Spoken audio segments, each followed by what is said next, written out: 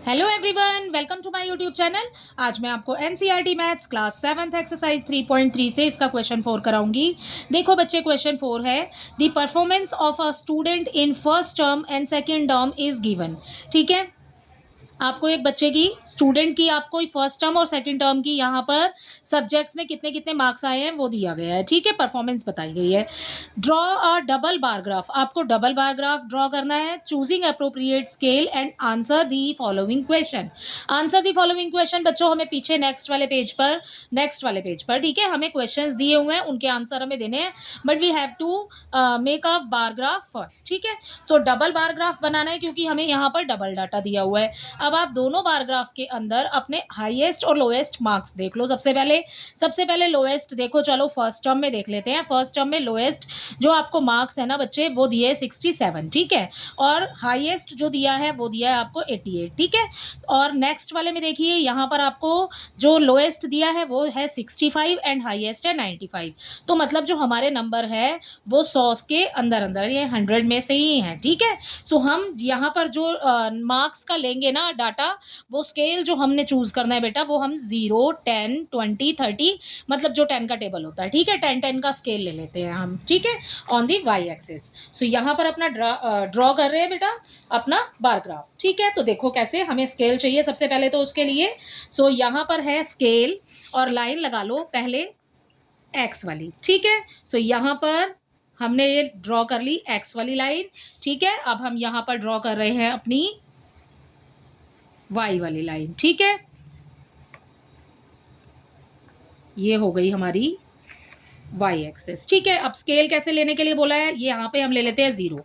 ठीक है, जहां पर दोनों मिल रहे हैं पॉइंट्स। अब यहाँ पर देखो, ठीक है, जहां पर आपको बड़ी लाइन नजर आ रही है बेटा, वहीं पर आपने मार्क करने हैं ये पॉइंट्स अपने। अगर आप ग्राफ पर नहीं बना रहे हैं, कॉपी पर बना रहे हैं, ठीक है, तो आप नोटबुक पर इजीली बना पाएंगे। ग्राफ में तो वैसे लाइंस बनी ही होती हैं। ठीक है, आपको क्लियरली नजर आ जाएगी। ग्राफ पेपर जब आप यूज करेंगे उसमें डार्क कलर की लाइन होती है। ठीक है, और देखिए फिर यहाँ पर भी अपना पॉइंट 1 से स्टार्ट करते हैं। 1, 2, 3, ठीक है, 4, 5, 6, 7, 8, 9, 10, 11, 12, इसको आगे बढ़ा लेते हैं क्योंकि डबल बार ग्राफ है। सो हमें और भी लाइंस आगे चाहिए होंगी। ठीक है, सो यहाँ पर मार्क कर लेते हैं सारे ही पॉइंट्स। बच्चे ये पॉइंट मार्क कर लिए हमने। ठीक है, अब बेटा इसका फायदा हमें अब होगा जब हम अपने ग्राफ को यहाँ पर बनाएंगे। ठीक है, स्केल मैंने आपको बताया कैसे लेना है हमें। 0 हो गया, ये हो गया 10, 20, 30, 40, 50, 60, 70, 80, 90 एंड ये हो गया हमारे पास 100। ठीक है, 100 तक ले लिया क्योंकि हाईएस्ट और लोएस्ट मार्क्स जो है ना, हाईएस्ट वो 95 है। ठीक है, सो अब देखो बेटा, अब अपने नंबर्स यहाँ से देखते हुए चले जाओ। पहले फर्स्ट टर्म के मार्क्स देखो, सेकेंड टर्म से अभी आपको कोई मतलब नहीं है, आप उसको मत देखो। ठीक है, पहले फर्स्ट टर्म के मार्क्स देखो। फर्स्ट टर्म में आपको क्या दिया हुआ है, नंबर दिया है बेटा 67 नंबर दिए हैं आपको इंग्लिश में। अच्छा बच्चे, अब यहाँ पर तो हमने स्केल ले लिया बेटा, अब यहाँ हम ले लेंगे अपने सब्जेक्ट्स लेने के लिए जो हमने सबसे पहले बनाया है ना, इसको आप छोड़ो खाली। ठीक है, अब इस वाले फर्स्ट वाले इस वाले डॉट से इस वाले डॉट तक मिलाना है हमें। ठीक है, ये हो जाएगा हमारा पहला, और उसके साथ में हमें नीचे वाला भी बनाना है, तो हम पहले बना लेते हैं। ठीक है, जैसे हमने पहले बनाए थे। राइट, अब देखो 67 आपको दिया है। 67 कहाँ आएगा, 70 और 60 के बीच में, यानी कि 70 के नियर। ठीक है, सो यहाँ से ड्रॉ करते हैं हम लाइन अपनी। ये आप छोटे वाले पॉइंट्स भी गिन सकते हो इसके। ठीक है, छोटे वाले पॉइंट्स तक आपने मिलाना है। ओके, ये वाला बन गया बेटा हमारा, ये हमारा हो गया 67। ठीक है, अब आप इसको ऊपर से मिला दो, ये हमारा पॉइंट बन गया 67। अगला देखिए, अगला बच्चे आपको देखो, यहाँ पर मैंने आपको बोला कि पहले आप ऊपर वाले बना लो, आप दोनों भी साथ में बना सकते हो। देखो कैसे, इंग्लिश है, इंग्लिश में पहले आए 67 और दूसरी बार में आए हैं 70। अब आप यहीं पर ड्रॉ कर सकते हैं 70 कहाँ तक बन रहा है आपका, ये बन रहा है। चलो दोनों एक साथ बना लेते हैं। सब्जेक्ट का इंग्लिश बना रहे हैं पहले हम। सो 70 यहाँ पर डॉट लगा दीजिए। ठीक है, अब ये लाइन हमें यहाँ तक बनानी है। ठीक है, ये बना दी मैंने 70 की लाइन, और अब इस लाइन को थोड़ा सा उठाइए ताकि 70 बन जाए, इसको ऊपर से मिला दो। ये हो गई हमारी इंग्लिश सब्जेक्ट का, ये हमारा बन गया ग्राफ। ठीक है, सो ये आपने इस तरीके से बनाना है। मैंने कौन से सब्जेक्ट का बनाया है अभी? इंग्लिश का। ठीक है, अब उसके बाद एक पॉइंट को आप छोड़ देंगे खाली, नेक्स्ट वाला है हमारा हिंदी। ठीक है, सो नेक्स्ट में है 72। 72 यानी कि ये स्केल के आप जब पॉइंट्स देखोगे, सो आपने 2 पॉइंट देखने हैं, 1 2। ठीक है, बड़ी वाली लाइन से आगे आपने 1 2। ठीक है, सो यहाँ पर 72 आपको मिल जाएगा। तो 72 आपने बनाना है फॉर द हिंदी सब्जेक्ट। ठीक है, सो मैंने आपको बोला कि आप ये वाला एक खाली छोड़ेंगे बीच का स्पेस। ठीक है, यहाँ से आपने बनाना है 72 तक, राइट। तो ये लगा दीजिए आप अपनी एक लाइन। ठीक है, इस वाली लाइन तक भी लगा दो इसको। ये बन गया बेटा हमारा 72। ठीक है, और यहाँ पर अगर आप अपने नंबर्स लिखना चाहते हैं तो नंबर लिख देंगे। ठीक है, फर्स्ट सेकंड भी डाल सकते हो आप ऊपर अगर डालना चाहो तो। ठीक है, अगला देखो 65। 65 आपको मिलेगा बेटा 60 और 70 के बीच में ही मिलेगा। ठीक है, सो यहाँ से 65 इस तरफ यहाँ तक बनाना है हमें। ठीक है, सो आप ये लगाइए यहाँ पर। ठीक है, और इधर से नापो अपना 65। ठीक है, ये तो थोड़ा बड़ा हो गया है। ठीक है, यहाँ तक लगाया आपने, इसको मिला दो। ये जो है ना बेटा ये एक्स्ट्रा है, इसको काउंट नहीं करना आपने। सो ये बन गया आपका 65। ये हो गया आपका हिंदी सब्जेक्ट, ये हो गया हमारा सब्जेक्ट हिंदी, राइट। अगला देखिए मैथ्स 88। ठीक है, मैंने आपको बोला 2 बन जाएंगे जब आपके पूरे, तो आपने इसको खाली छोड़ना है एक को। ठीक है, यहीं से नहीं बनाना, अगला इस वाले से पॉइंट से शुरू करना है आपने। तो 88 आपको मिलेगा यहाँ पर 90 के नियर बाय। तो ठीक है, पहले डॉट लगा लेते हैं इधर से ताकि हमें बनाने में फिर आसानी रहे। ठीक है, तो यहाँ पर डॉट लगा लेती हूँ पहले 88 के लिए, कहीं पर भी लगा लेना। ठीक है, और फिर उसके बाद इसको मिला देंगे। ठीक है, सो ये मिलाया हमने, ये बन गया हमारा 88। ठीक है, तो ये हो गया हमारा 88। इसको मिला दो, ये हमारा बन रहा है मैथ सब्जेक्ट का। अगला है 95। 95 के लिए 100 और 90 दोनों के बीच में बनेगा। सो यहाँ पर डॉट लगाइए।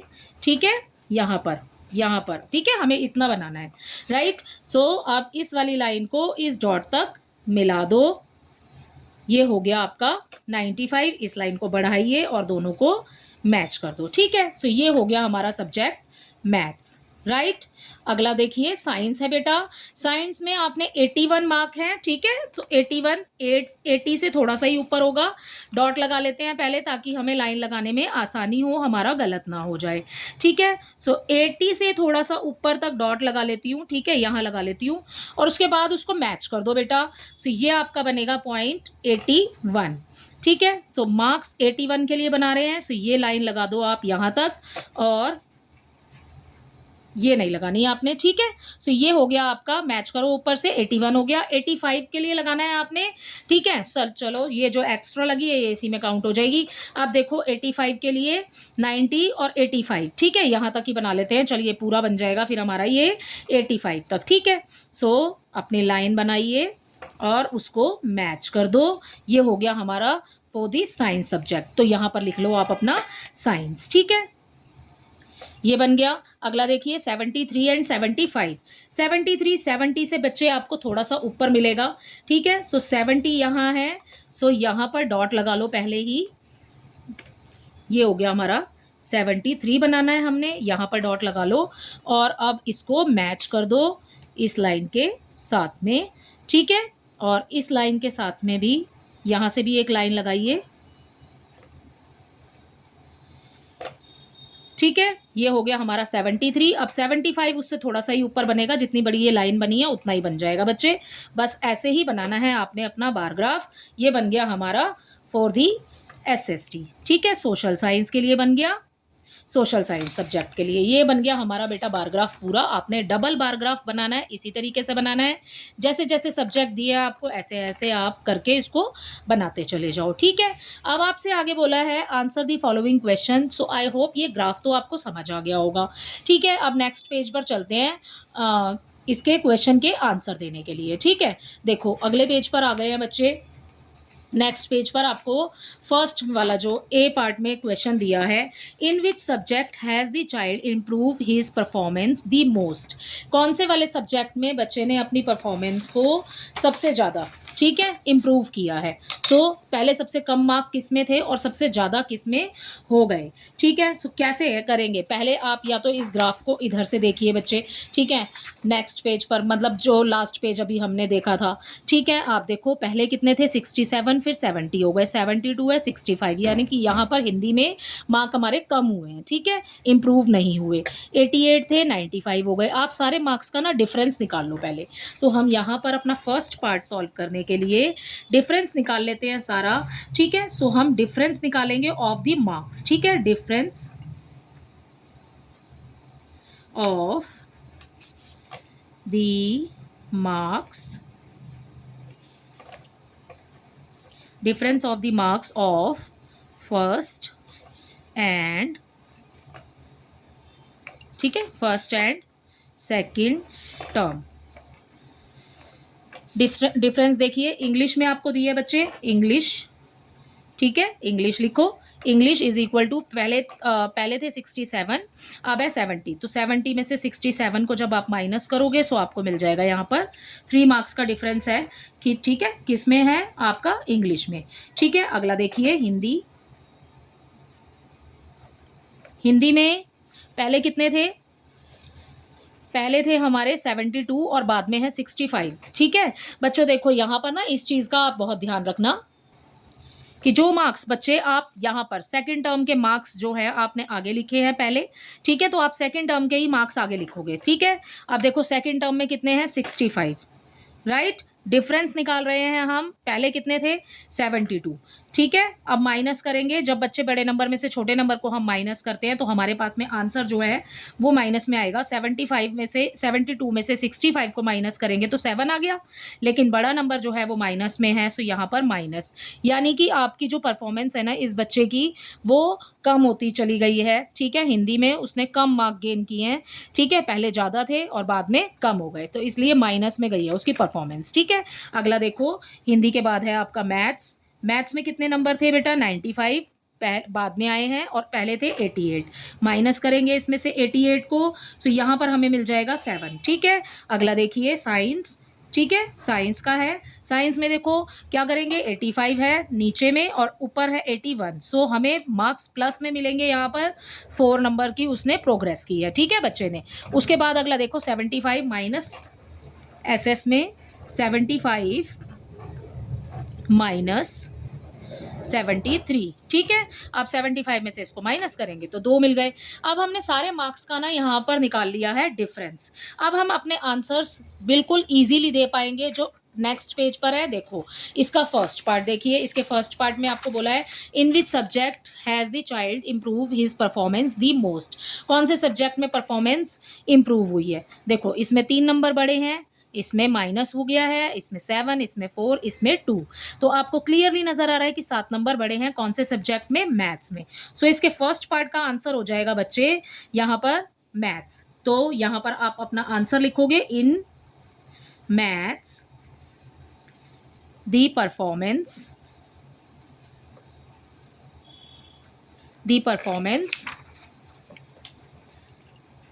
Has improved. ठीक है, सो ये हो गया। बट बेटा मैंने पूरा नहीं लिखा है, आप अगर चाहे तो परफॉर्मेंस द मोस्ट पूरा भी लिख सकते हो आप। ठीक है, has the child improve his performance the most पूरा भी लिख सकते हैं, मैंने अभी इतना ही लिखा है। ठीक है, यहाँ पर अगला देखिए इसका, in which subject is the improvement the least. सबसे कम इम्प्रूवमेंट कौन से सब्जेक्ट में हुई है, तो आप देखो इन सोशल साइंस। इम्प्रूवमेंट बोल रहे हैं, वो माइनस के लिए नहीं पूछ रहे हैं हमसे, तो आपने माइनस में आंसर नहीं लिखना। सबसे कम इम्प्रूवमेंट किस में हुई है, इसमें 3 नंबर बढ़ गए, इसमें 7 बढ़ गए, इसमें 4, इसमें 2।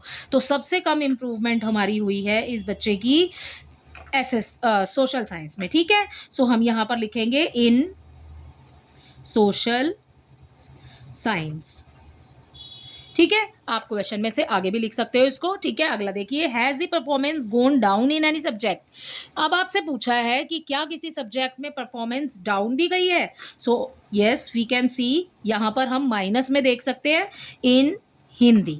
ठीक है, सो आपको लिखना है यहाँ पर in Hindi the performance gone down in Hindi subject. ठीक है, सो यहाँ पर हो गया इसका आंसर। इसी के साथ आपका क्वेश्चन नंबर 4 कंप्लीट होता है। आई होप ये क्वेश्चन आपको अच्छे से समझ आया होगा। Thank you.